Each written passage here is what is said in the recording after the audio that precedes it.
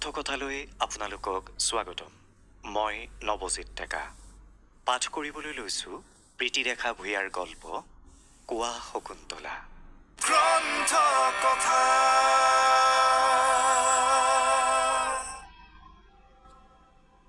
সতেজ সেউজীয়া গছপাতৰ ফাকেৰে আলোকময় আকাশ চাই চাই মহাকবি বুকুৰ পৰা মগজুলৈ গৈ থকা নতুন কাহিনীটোৰ মাজত তন্ময় হৈ ৰ'ল।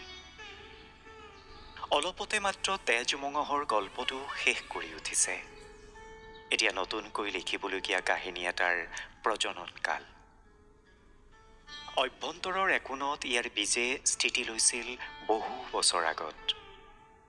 পাকঘূৰণি খাই ৰৈ যোৱা এনে অনেক কাহিনীৰ ভৰত কেতিয়াবা তেওঁৰ বৰ অসহায় লাগে।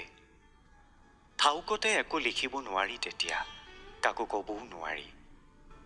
এইবোৰ কাহিনী কালিদাসৰ একান্ত নিজা। কিছু